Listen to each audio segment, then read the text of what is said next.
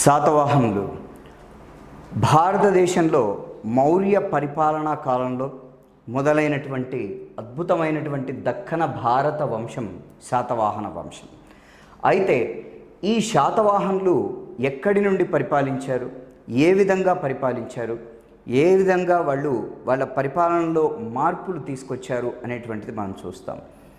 మొదట వీరు శాతవాహనులు మౌర్యుల కాలంలో అశోకుని యొక్క సమయం నుండి వీళ్ళు శాతవాహనులు అనేటువంటి ఆంధ్ర ప్రాంతంకి సంబంధించినటువంటి వాళ్ళంతా కూడా ముందు అక్కడ ఆంధ్ర భృత్యులుగా పనిచేశారని పురాణాలు చెప్తున్నాయి.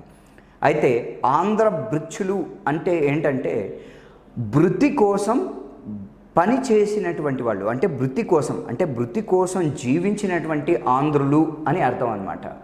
ఆ విధంగా శాతవాహనులు మొదట మౌర్యుల దగ్గర పనిచేసి తర్వాత స్వంతంగా ఒక రాజ్యాన్ని ఏర్పరచుకొని దక్కన్లో అద్భుతమైనటువంటి దక్కన ప్రాంతాన్ని పరిపాలించినటువంటి శాతవాహనుల గురించి ఇప్పుడు నేర్చుకుంటాం.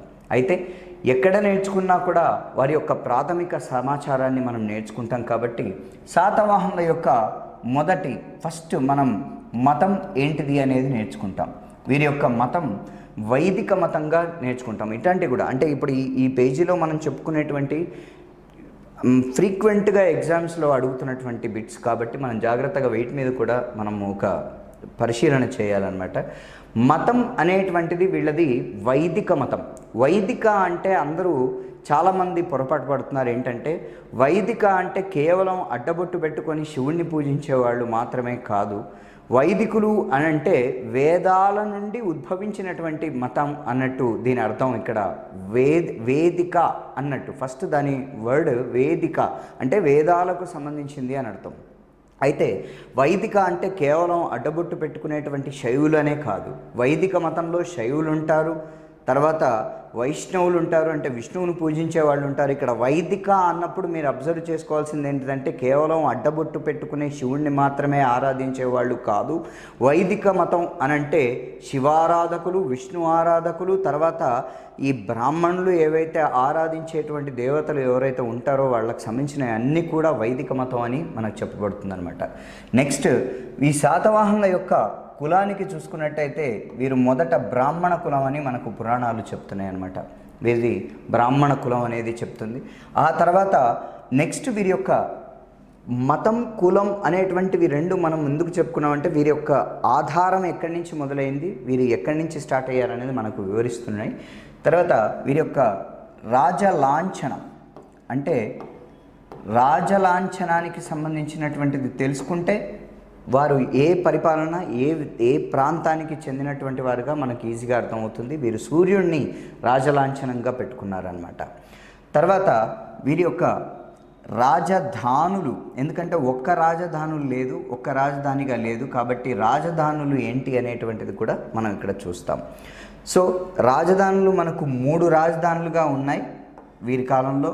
ఈ 3 రాజధానులు ఏంటి అనేది మనం ఇక్కడ అబ్జర్వ్ చేస్తాం ఎవరు శాతవాహనుల కాలంలో. దాని తర్వాత వీరి కాలంలో ఉన్నటువంటి గొప్ప పాలకుడు, శాతవాహనుల కాలంలో పరిపాలించినటువంటి గొప్ప పాలకుడు ఎవరు, స్థాపకుడు ఎవరు, తర్వాత చివరి పాలకుడు ఎవరు, ఇది కూడా మనకు అర్థం కావాలి. అయితే స్థాపకుడు కనుక చూసుకున్నట్టయితే యాక్చువల్గా స్థాపకుడు అనేటువంటిది మనం ఎందుకు నేర్చుకుంటామంటే స్థాపకుడు తెలవాలంటే అసలు మూల పురుషుడు కూడా తెలవాలి. మూల పురుషుడు ఎవరు అంటే మూల పురుషుడే శాతవాహనుడు. ఆ శాతవాహనుడి పేరు మీదనే మనకు ఎక్కువగా వంశాలు మూల పురుషుల వెనకట కాలంలో మూల పురుషుల పేరు మీద రాజ్యాలు వచ్చాయి. ఆ తర్వాత కాలంలో రాజధాని పేరు మీద రాజవంశాలు పిలువబడ్డాయి. సో కాబట్టి స్థాపకుడు శాతవాహనుడు కాదు, స్థాపకుడు ఎవరు, శ్రీముఖుడు. అయితే ఇక్కడ మూల పురుషుడు ఎవరు, శాతవాహనుడు అనమాట. అందుకే ఆయన పేరు మీద శాతవాహన రాజులు కాబట్టి శాతవాహనులు అని చదువుకుంటున్నాం. తర్వాత గొప్ప పాలకుడు ఎవరు అనేది మనం ఇప్పుడు చూస్తాం. గొప్ప పాలకుడు ఎవరు ఇక్కడ? గొప్ప పాలకుడు ఇందులో గౌతమీపుత్ర శాతకర్ణి అత్యంత గొప్ప పాలకుడు. దక్షిణ భారతదేశం నుండి ఉత్తర భారతదేశం వరకు రాజ్యాన్ని విస్తరించి దక్షిణాపథాన్ని దక్షిణాపథంలో ఉన్నటువంటి గొప్పతనాన్ని ఉత్తర భారతదేశానికి ప్రపంచానికి వివరించినటువంటి గొప్ప పాలకుడు ఎవరు అంటే గౌతమిపుత్ర శాతకర్ణి. ఇక చివరి పాలకుడు, ఈ రాజ్యంలో ఉన్నటువంటి చివరి పాలకుడు మూడవ పులోమావి అన్నమాట. ఇక మూల పురుషుడు ఇంతకుముందే చెప్పాం, మూల పురుషుడు ఎవరు అంటే శాతవాహనుడు అన్నట్టు. ఆయన పేరు మీదనే మనకు శాతవాహన వంశం అనేటువంటిది మనకు ఉద్భవించింది అనేది కూడా చెప్పచ్చు. ఈ విధంగా సో మతం, కులం, రాజలాంఛనం, రాజధానులేంటి, స్థాపకుడు, గొప్ప పాలకుడు, చివరి పాలకుడు, తర్వాత మూల పురుషుడు కూడా చూస్తాం. సో నెక్స్ట్ ఏంటంటే మనం ఇప్పుడు మతం ఏంటిదో మనం చెప్పాం కదా ఇంతకుముందు. మతం ఏంటిది? వీళ్ళు వైదిక, ఏంటది? వైదికులు వీళ్ళు. సో ఈ వైదికులు వీళ్ళు మతంగా, వైదిక మతంగా వీళ్ళు వెలుగొందారు. కానీ ఒక్కటి గుర్తుపెట్టుకోవాలి, ఇక్కడ అందరూ వైదిక మతమే కాదు, మొట్టమొదటి స్థాపకుడైనటువంటి శ్రీముఖుడు ఫస్ట్ అంటే ఈ వంశాన్ని స్థాపించినటువంటి వాడే మొదట వైదిక మతం కాదు, అతను జైన మతంలో ఉన్నాడు. కాబట్టి శ్రీముఖుడు మాత్రం జైన మతాన్ని అవలంబించాడు. అది మాత్రం ఇక్కడ మనం రాసుకోవాలి. శ్రీముఖుడు మాత్రం అంటే కేవలం శ్రీముఖుడు మాత్రమే ఏం మతాన్ని? జైన మతాన్ని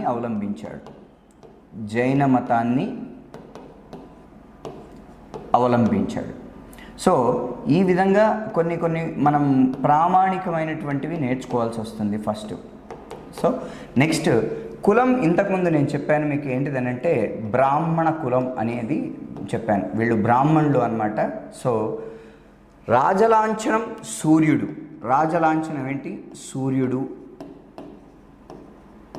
అలాగే రాజధానులు కనుక చూసుకున్నట్టయితే వీరి కాలంలో రాజధానులు మొదట తెలంగాణ ప్రాంతం, ప్రస్తుత తెలంగాణ ప్రాంతంలోని కొంతకాలం మాత్రమే, వెరీ ఫ్యూ ఇయర్స్ అన్నమాట, అంటే కొంతకాలమే, శ్రీముఖుడు మాత్రమే కొంతకాలంగా పరిపాలించినటువంటిది కోటిలింగాల.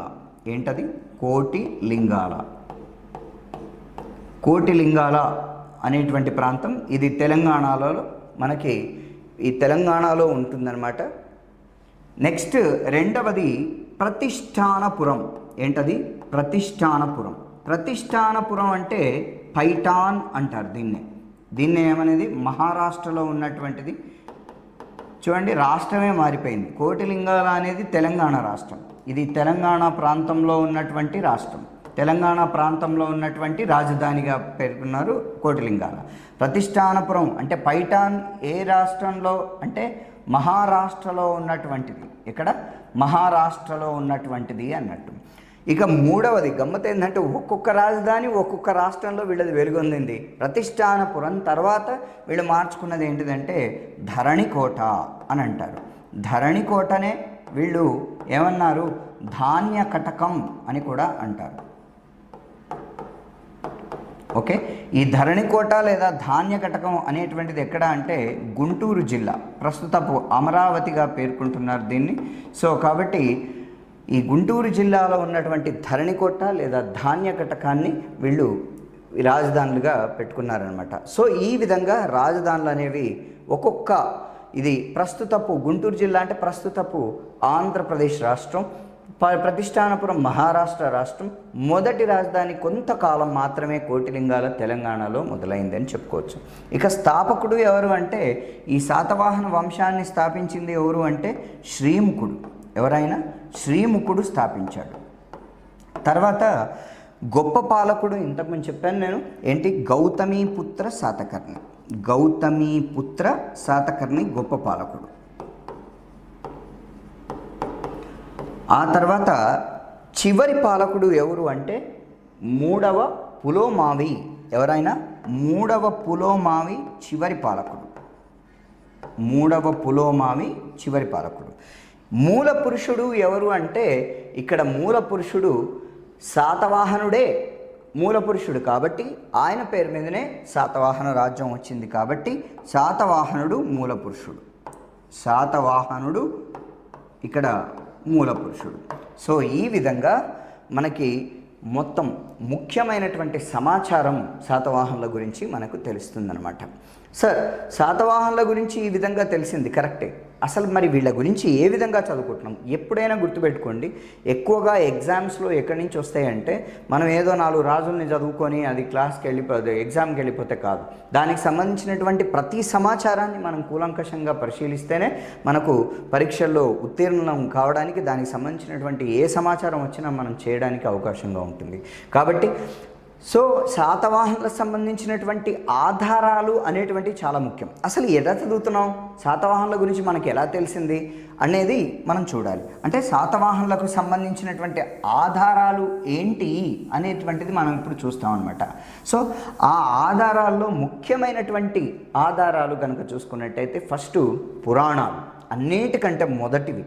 సో పురాణాలు కానీ, మనకు ఉపవేదాలు కానీ, వేదాలు కానీ, తర్వాత వేదాంగాలు కానీ, తర్వాత రామాయణ మహాభారతాలు కానీ, అంటే ఇతిహాసాలు కానీ, ఇవన్నీ కూడా వైదిక కాలంలో వేదకాలంలో ఉండి తర్వాత మనల్ని వాటి అక్కడ ఉన్నటువంటి కాలపు యొక్క సమాచారాన్ని మనకు అందించాయి. సో కాబట్టి శాతవాహనుల గురించి వివరించేటువంటి పురాణాలు కూడా ఉన్నాయి. సో మనకు మొట్టమొదట లభించిన ఆధారం అంటే శాతవాహనుల గురించి లభించిన ఆధారాలు, శాతవాహనుల గురించి ఏంటది ఆధారాలు కనుక చూసుకున్నట్టయితే ఫస్ట్ ఏంటిది పురాణాలు. మనకు ఫస్ట్ అంటే సాహిత్యం గురించి ఫస్ట్ సాహిత్య ఆధారాలు అన్నమాట. మనం చదువుకునేది ఏంటిది సాహిత్య ఆధారాలు. ఆ సాహిత్య ఆధారాల్లో మళ్ళీ మనం చదివేది ఏంటిది పురాణాలు. ఏంటిది అది ఫస్ట్ పురాణాలు. ఏంటి పురాణాలు చెప్తున్నాయి, ఎక్కడిని ఏం చెప్తున్నాయి అంటే ఫస్ట్ పురాణాలు ఎన్ని అంటే 18 అంటారు. పురాణాలు ఎన్ని మొత్తం 18 పురాణాలు అంటారు. 18 అంటే ఎంత 18 పురాణాలు గుర్తుపెట్టుకోండి. 18 అంటే ఎన్ని 18 పురాణాలు. 18 పురాణాల్లో మనకు మొదటి పురాణం కనుక చూసుకున్నట్టయితే ఏంటది మొదటి పురాణం కనుక చూసుకున్నట్టయితే బ్రహ్మ పురాణం అని ఉంటుంది ఫస్ట్ది. సో మొదట బ్రహ్మ కాబట్టి బ్రహ్మ విష్ణు మహేశ్వరులు అంటారు కాబట్టి మొదటి పురాణం బ్రహ్మ పురాణంగా పేర్కొనబడుతుంది. తర్వాత చివరి పురాణం కనుక చూసుకున్నట్టయితే ఈ చివరి పురాణం బ్రహ్మాండ పురాణం అంటారు. ఏమంటారు అది బ్రహ్మాండ పురాణం. అయితే మనకు ఈ బ్రహ్మ పురాణం బ్రహ్మాండ పురాణం మొదటి చివరి పురాణాలు సరే. మరి మొత్తానికి శాతవాహనుల గురించి ఏ పురాణాలు చెప్తున్నాయి? ముఖ్యంగా శాతవాహనుల గురించి 4 పురాణాలు గట్టిగా చెప్తున్నాయి. ఒకటి విష్ణు పురాణం అని, ఆ తర్వాత వాయు పురాణం అని, ఆ తర్వాత బ్రహ్మాండ పురాణం అని, భవిష్యత్ అంటే 5 మొత్తం. కానీ భవిష్యత్ పురాణం కొంచెం తక్కువ స్థాయిలో చెప్తుంది. అతి ఎక్కువగా చెప్పేటువంటి పురాణం కనుక ఏంటిది అని అంటే అదే మత్స్య పురాణం. శాతవాహనుల గురించి పూర్తి ఇన్ఫర్మేషన్ వీఆర్ గెటింగ్ ఫ్రమ్ మత్స్య పురాణం. అంటే మత్స్య పురాణం నుంచి మనకు తెలుస్తుందన్నమాట. సో కాబట్టి విష్ణు పురాణం, వాయు పురాణం, బ్రహ్మాండ, భవిష్యత్, మత్స్య పురాణాలు మనకు శాతవాహనుల గురించి సమాచారాన్ని ఇస్తున్నాయి. కానీ మత్స్య పురాణం అనేటువంటిది శాతవాహనుల గురించి పూర్తి సమాచారాన్ని ఇస్తుంది. అంటే ఏమిస్తుంది? 30 మంది రాజులు ఉన్నారని, దాదాపు 456 సంవత్సరాలు, చూడండి ఈజీ గుర్తుపెట్టుకోవచ్చు, 4, 5, 6 456 సంవత్సరాలు ఉన్నాయని పరిపాలించారని మత్స్యపురాణం చెప్తుంది. కానీ మిగతా పురాణాలు అట్లా కాదు, వేరే తక్కువ ఇన్ఫర్మేషన్ ఇస్తున్నాయి. కాబట్టి మీకు ఎగ్జామ్స్లో వచ్చే అవకాశం ఉంటుంది. శాతవాహనుల గురించి పూర్తి సమాచారం ఇచ్చేది ఇవన్నీ ఇస్తున్నాయి, కానీ పూర్తి సమాచారాన్ని ఇచ్చేటువంటి పురాణం ఏంటిది అని వచ్చినప్పుడు we have to completely tick మత్స్య పురాణం. అంటే మత్స్య పురాణాన్ని మాత్రమే ఎన్నుకోవాలి అక్కడ. ఎందుకంటే శాతవాహనుల గురించి మత్స్య పురాణమే ఎక్కువగా వివరిస్తుంది కాబట్టి దాన్ని రాయాలి. సో శాతవాహనుల గురించి అతి ఎక్కువగా వివరించే పురాణం ఏది అన్నప్పుడు మత్స్య పురాణం రాయండి. విష్ణు, వాయు, బ్రహ్మాండ, భవిష్యత్ పురాణాలు కూడా ఎక్స్ప్లెయిన్ చేస్తున్నాయి శాతవాహనుల గురించి. అతి తక్కువ కాలం పరిపాలించినట్టుగా, కేవలం 17 మంది రాజులే పరిపాలించినట్టుగా చెప్తున్నాయి. కానీ మత్స్యపురాణం 30 మంది రాజులు 456 సంవత్సరాలు పరిపాలించినట్టు చెప్తుంది. ఇది పురాణాలకు సంబంధించినటువంటి సాహిత్యం. ఇక పురాణాలు కాకుండా మనకు శాతవాహనుల కాలంలో ఉన్నటువంటి సాహిత్యం కనుక చూసుకున్నట్టయితే, శాతవాహనుల కాలంలో ఉన్నటువంటి సాహిత్యం కనుక చూసుకున్నట్టయితే ఏ సాహిత్యం ఈ శాతవాహనుల గురించి వివరిస్తుంది అనేటువంటిది చూద్దాం. ఏ సాహిత్యం వివరిస్తుంది? పురాణాల గురించి ఈ ముందు పురాణాలు ఎప్పుడో చెప్పబడ్డాయి, కానీ శాతవాహనుల కాలంలో ఎవరు చెప్తున్నారు, ఎవరు ఏం రాశాయి, ఏ గ్రంథాలు వివరిస్తున్నాయి అనేది చూస్తే ఫస్ట్ది మనకు బృహత్ కథ. ఒక విధంగా చెప్పాలంటే తెలుగు వాళ్లకు చెందినటువంటి మొదటి గ్రంథం అన్నట్టు ఇది తెలుగు వాళ్ళు. కానీ అది తెలుగులో లేదు, ఎందుకంటే శాతవాహనుల యొక్క రాజభాష ఏంటిది, ప్రాకృతం. రాజభాష ఏంటిది, ప్రాకృతం. కాబట్టి మనకి పురాణాలలో కూడా ఎక్కువగా అప్పుడు మొట్టమొదట ఉన్నటువంటి భాష ఏంటిది అని అంటే ప్రాకృత భాషనే. వెనకట వాల్మీకి రామాయణం వాళ్ళు సంస్కృతంలో రాసినా కూడా దేవతలు మాట్లాడింది ప్రాకృత భాష అని వాల్మీకి సంస్కృతంలో రామాయణం రాయడం జరిగింది. కాబట్టి మనం అంతా గమనించాల్సింది ఏంటంటే తొట్టతొలి భాష ప్రాకృతం అని, ఆ ప్రాకృతంలో రచించబడింది. అయితే బృహత్ కథ సంబంధించినటువంటి మనం చూస్తే దీన్ని రచించింది ఎవరు అంటే గుణాఢ్యుడు. ఎవరది, గుణాఢ్యుడు రచించాడు. గుణాఢ్యుడు రచించిన బృహత్ కథ మనకు మంచి ఆధారంగా శాతవాహనుల గురించి వివరిస్తుంది. ముగ్గురు ఒకే దగ్గర ఉన్నారు, గుణాఢ్యుడు కానీ, కాతంత్ర వ్యాకరణం రచించినటువంటి శర్వవర్మ కానీ, కామసూత్రాలు రచించినటువంటి వాత్సాయనుడు. వీళ్ళ కాలంలో జరిగినటువంటి అనేకమైనటువంటి విషయాలు వీళ్ళు ఇచ్చారు. వీళ్ళు ముగ్గురు కూడా 13వ రాజు అయినటువంటి 13వ శాతవాహనుడు అయిన కుంతల శాతకర్ణికి ఆస్థానంలో ఉన్నటువంటి వీళ్ళు కుంతల శాతకర్ణి ఆస్థానంలో పోషింపబడ్డవారు. కాబట్టి వీళ్ళు కుంతల శాతకర్ణి అనేటువంటి రాజు కాలంలో వీళ్ళు ఉండేదన్నమాట. వీళ్ళందరినీ పోషించింది ఆయనే. కాబట్టి తర్వాత హాలుడు కూడా వీళ్ళని పోషిస్తాడు. అయితే ఇప్పుడు మనం రెండు చూడాల్సింది ఏంటంటే కుంతల శాతకర్ణి కాలంలో ఉన్నది బృహత్ కథను రచించిన గుణాఢ్యుడు, తర్వాత కాతంత్ర వ్యాకరణం అనేటువంటిది కూడా చెప్తుంది మనకు. ఏంటది, అది కాతంత్ర వ్యాకరణం అనేది కూడా చెప్తుంది. ఈ కాతంత్ర వ్యాకరణంని రచించింది ఎవరు అని అంటే శర్వవర్మ.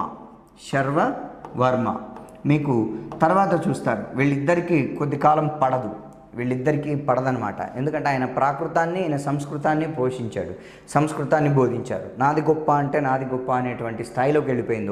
ఒకానొక స్థాయిలో అప్పట్లో కూడా అలా జరిగింది. వీళ్ళ మధ్యన విభేదాలు వచ్చాయి, ఎందుకంటే అందరూ ఒకటే కాలంలో ఉన్నారు కదా. ఎవరు ఆయన, నెక్స్ట్ ఆయన ఎవరు అని అంటే వాత్సాయనుడు రచించినటువంటి కామసూత్రాలు. ఏంటి అవి, కామసూత్రాలు. ఈ కామసూత్రాలు కూడా ఎవరు రచించారు అని అంటే ఆ టైంలోనే అన్నీ ఒకటే కాలంలో రచించబడ్డది. ఇది వాత్సాయనుడు రచించాడు. సో వీళ్ళందరినీ పోషించింది ఎవరి కాలంలో ఉన్నారంటే 13వ, గుర్తుపెట్టుకోండి, 13వ రాజు శాతవాహనంలో 13th కింగ్ అయినటువంటి కుంతల శాతకర్ణి. ఎవరైనా కుంతల శాతకర్ణి. ఈ కుంతల శాతకర్ణి కాలంలో వీళ్ళ ఆస్థానంలో వీళ్ళు ఉన్నారనమాట, ఈ ముగ్గురు ఉన్నారనమాట. అందుకే చెప్పబడ్డది. తర్వాత ఈయన 13, తర్వాత 17వ రాజు అయినటువంటి ఎవరైనా హాలుడు సాక్షాత్తు రాజుగా ఉంటూ, శాతవాహన పాలకుడిగా ఉంటూ గ్రంథాన్ని రచించాడు. అది శాతవాహనుల గురించి, గ్రామాల గురించి, గ్రామ పరిపాలన గురించి గట్టిగా వివరిస్తుంది. శాతవాహనుల యొక్క గ్రామ పరిపాలన గురించి వివరించే గ్రంథం ఏదైనా వస్తే కంపల్సరీ మీరు రాయాల్సింది ఏంటంటే గాథా సప్తశతి అనేటువంటి ఒక శృంగార కావ్యం. సో ఈ గాథా సప్తశతి అనేటువంటి శృంగార కావ్యం ఏంటి, ఇందులో సప్త అంటే 7, శతి అంటే 100, 700 గాథలు, 700 గాథలు, 700 శృంగార గాథలను రచించాడు. ఎవరు అంటే 17వ రాజు అయినటువంటి హాలుడే స్వయంగా పరిపాలన చేస్తూ రచించాడు. కాబట్టి మనం ఈ విధంగా చెప్పచ్చన్నట్టు. సో ఈ ముఖ్యమైనటువంటి గ్రంథాలు ఈ హాలుడు టైంలో ఉన్నటువంటి, హాలుడికి సమకాలుడిగా వీళ్ళందరూ ఒక కాలంలో ఉన్నారు. 13వ రాజైనటువంటి కుంతల శాతకర్ణి కాలంలో ఉన్న వాళ్ళంతా వీళ్ళు. అయితే ఇప్పుడు గాథా సప్తశతిని రచించింది ఎవరు, గాథా సప్తశతిని రచించింది హాలుడు.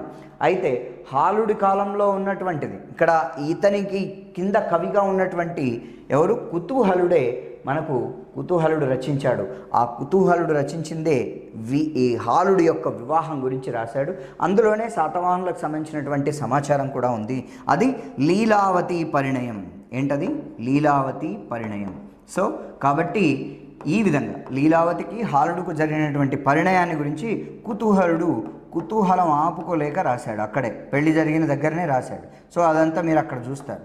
సో కుతూహలుడు అంటే పేరులోనే క్యూరియాసిటీ ఉంది కదా. So just you have to remember this one. Leelavati Parinayam అనేటువంటిది కుతూహలుడు రచించాడు. ఈ విధంగా వీరి కాలంలో ఉన్నటువంటి ముఖ్యమైనటువంటి గ్రంథాలు ఇవి కూడా శాతవాహనుల గురించి వివరిస్తున్నాయి. ఉత్తగానే వాళ్ళు ఎలా పరిపాలించారు అనేటువంటిది తెలియదు కదా. సో కాబట్టి పురాణాలు తర్వాత ఇక్కడ సంబంధించినటువంటి సాహిత్యం మనకు వీళ్ళ గురించి వివరిస్తుంది. ఇక సాహిత్యంలో మరొక అంశం ఏంటంటే పురాణాలే కాకుండా వేదాల్లోకి సంబంధించినటువంటి మరొకటి అంశం ఉంది. ఏంటి? బ్రాహ్మణాలు అని ఉంటాయి. ఆ సాహిత్య శాతవాహనుల కాలంలో సంబంధించిన మరొక సాహిత్య అంశం ఏంటిదంటే బ్రాహ్మణాలు. ఆ సాహిత్య ఆధారాల్లో బ్రాహ్మణాలలో ఐతరేయ బ్రాహ్మణం ఏంటది?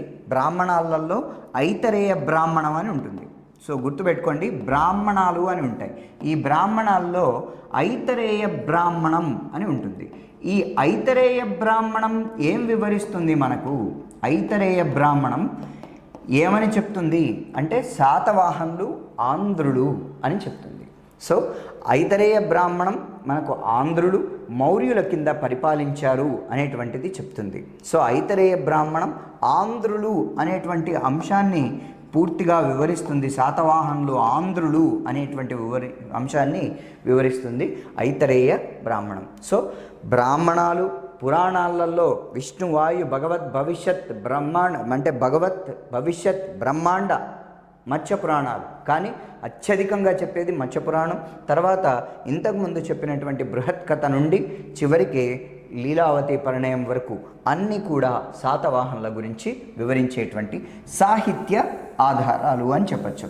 ఇక సాహిత్య ఆధారాలు కాకుండా శాతవాహనుల గురించి వివరించేటువంటి మరికొన్ని ఆధారాలు, కేవలం ఈ సాహిత్యాలలో అంత ఇన్ఫర్మేషన్ ఇప్పుడు మనం చదువుకునే అంత ఇన్ఫర్మేషన్ రాదు కదా, సమాచారం రాదు. కాబట్టి మరి సాహిత్య ఆధారాలే కాకుండా శాసన ఆధారాలు కూడా వేశారు. శాసనాలు అంటే ఇక వాటికి తిరుగులేదు, ఎందుకంటే మనం ఇప్పుడు కూడా చూడొచ్చు.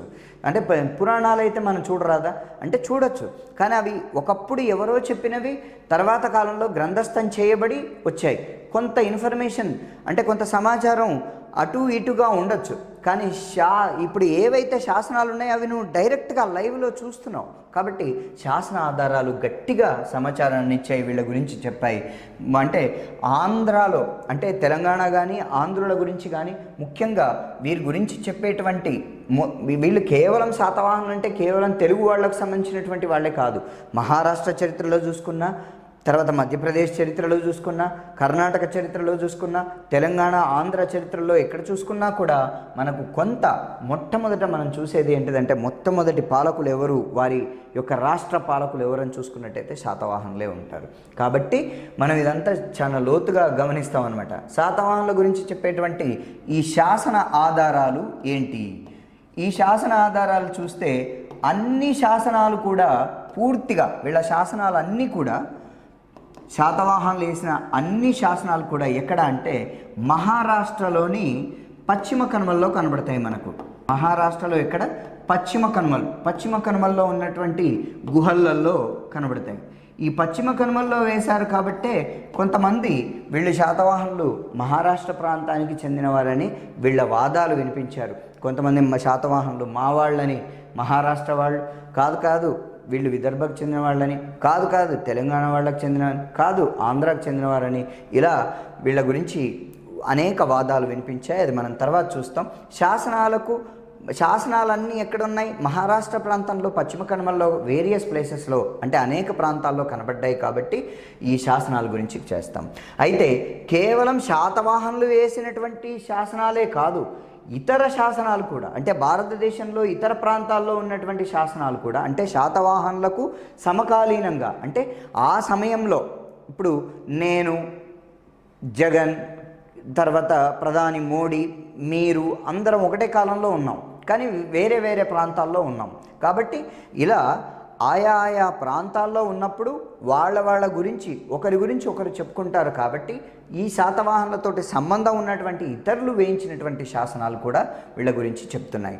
కాబట్టి ఈ శాసన ఆధారాల్లో మనకు ఫస్ట్ ఇతరులు వేయించినటువంటి శాతవాహనుల గురించి ఇతరులు వేయించిన శాసనాలు ఏంటో చూద్దాం. ఫస్ట్ ఇతరులు వేయించిన శాసనాలు. ఇతరులు వేయించిన శాసనాలు ఏమి చెప్తున్నాయి? వీళ్ళకి సంబంధం ఏమన్నా ఉంటే చెప్తాయి. అందులో గొప్ప శాసనం ఏంటిది అని అంటే మొదటి నుంచి చివరి వరకు వద్దాం. అశోకుడి యొక్క శాసనం చెప్తుంది. అశోకుడి యొక్క 13వ శిలాశాసనం. ఈ 13వ శిలాశాసనమే కదా ఆయన కళింగ యుద్ధం గురించి చెప్తుంది. అశోకుడి యొక్క 13వ శిలాశాసనం వివరిస్తుంది. ఏమని చెప్తుంది అని అంటే, శాతవాహనులట మౌర్యులకు సామంతులు అని చెప్తుంది. అశోకుడి యొక్క 13వ శిలాశాసనంలో ఉంది. ఇది ముఖ్యమైనటువంటి పాయింట్. అసలు అశోకుడి యొక్క 13వ శిలాశాసనం చాలా ప్రశస్తమైనటువంటిది. ఎందుకంటే అశోకుడిని భారతదేశంలో ఎప్పుడో మనం చూడని వినని, అంటే ఎక్కువగా వినని కానీ ఏదో గ్రంథాల్లో మనం రామాయణ మహాభారత గ్రంథాల్లో చూస్తున్నాం, కానీ లైవ్గా జరిగిందని శాసనాలు వేసినటువంటిది భారతదేశంలో మొదటి పెద్ద యుద్ధం ఏంటిదంటే కళింగ యుద్ధం. కాబట్టి ఆ అశోకుడి యొక్క 13వ శిలాశాసనం కళింగ యుద్ధం గురించి వివరిస్తుంది. కానీ ఇక్కడ మనకు అది అప్రస్తుతం. అంటే అంత గొప్ప యుద్ధం గురించి వివరించినటువంటి 13వ శిలాశాసనం మౌర్యుల పరిపాలనలో శాతవాహనులు వారికి సామంతులు అని వివరిస్తుంది. అర్థం చేసుకోండి. కాబట్టి శాతవాహనులు ఎవరికి సామంతులని, శాతవాహనులు మౌర్యులకు సామంతులు అని వివరిస్తుంది. ఎవరికి సామంతులు? మౌర్యులకు సామంతులు. మౌర్యులు అంటే ఎవరు? వీళ్ళే అశోకుడు వాళ్ళే మౌర్యులు. వాళ్ళ వంశం పేరు ది గ్రేట్ అశోకాస్ వంశం ఏంటిది? మౌర్య డైనాసిటీ, అంటే మౌర్య వంశం. మౌర్యుడు ఆయన తండ్రి బిందుసారుడు కానీ, ఆయన తండ్రి చంద్రగుప్త మౌర్యుడు కానీ, వీళ్ళంతా కూడా ఏంటిది? శాతవాహన వంశానికి చెందినటువంటి, వీళ్ళంతా మౌర్య వంశానికి చెందినవాళ్ళు. అయితే వీళ్లకు శాతవాహనులు అంటే అశోకుడు కాలంలో ఉన్నటువంటి ఈ మౌర్యులకు శాతవాహనులు సామంతులుగా ఉన్నారు. మౌర్యులకు సామంతులు గుర్తుపెట్టుకోండి. ఏంటి? శాతవాహనులు మౌర్యులకు సామంతులు అని ఏ శాసనం చెప్తుంది? 13వ శిలాశాసనం వివరిస్తుంది. సో ఈ విధంగా శాతవాహనుల గురించి ఫస్ట్ మనకు వివరించేటువంటి శాసనం 13వ శిలాశాసనం అని చెప్పచ్చు అన్నమాట. సో దాని తర్వాత వీరి కాలంలో మరీ ముఖ్యంగా వివరించేటువంటి మరొక ఇతరుడు వేయించినటువంటి శాసనం ఖారవేలుడు. అంటే భారతదేశంలో మనం చూస్తే ఇప్పుడు మీరు భారతదేశంలో ఇట్లా ఒరిస్సా ప్లేస్ ఉంటుంది. ఈ ఒరిస్సా ప్లేస్లో ఇక్కడ శాతవాహనులు దక్షిణాపథంలో పరిపాలిస్తే, ఇక్కడ ఒరిస్సా ప్లేస్లో చేదీ వంశానికి చెందిన, ఏ వంశానికి? చేదీ వంశానికి చెందిన ఖారవేలుడు పరిపాలిస్తాడు. ఆ ఖారవేలుడు వేయించినటువంటి శాసనం హతిగుంఫా శాసనం. ఏంటది? హతిగుంఫా శాసనం. సో ఈ ఖారవేలుడు వేయించిన హతిగుంఫా శాసనం ఏంటది? హతిగుంఫా శాసనం. ఈ హతిగుంఫా శాసనం వివరిస్తుంది. ఏమని వివరిస్తుంది? ఆయన వేయించాడు. ఖారవేలుడు ఎక్కడి పాలకుడు? కళింగ పాలకుడు. కళింగ అంటే చెప్పాను కదా, దక్షిణాపథంలో ఇక్కడ శాతవాహనులు ఉన్నారు, ఇక్కడ కళింగ అంటే ఒరిస్సా ప్రాంతం. సో ఈ ప్రాంతాన్ని పరిపాలించేటువంటి ఖారవేలుడు ఆయన హతిగుంఫా అని ఆయన అక్కడ కొండల్లో, ఉదయగిరి కొండల్లో వేసుకున్నాడు. సో కాబట్టి ఆ హతిగుంఫా శాసనం కొండల్లో తొలచబడ్డది. ఏం చెప్తుంది మొత్తం హతిగుంఫా శాసనం అంటే? నేను మొదటి శాతకర్ణిని ఓడించాను అని చెప్తుంది. ఇక్కడ ఈయన చెప్తున్నాడు. ఇక్కడ నేను ఏం చెప్తున్నాడు? ఖారవేలుడట ఎవరిని ఓడించాడట? దక్షిణాపథానిపైన దండయాత్ర చేసి, అంటే శాతవాహనుల పైన దండయాత్ర చేసి శాతవాహన రాజు అయిన మొదటి శాతకర్ణిని ఓడించానని వివరిస్తున్నాడు.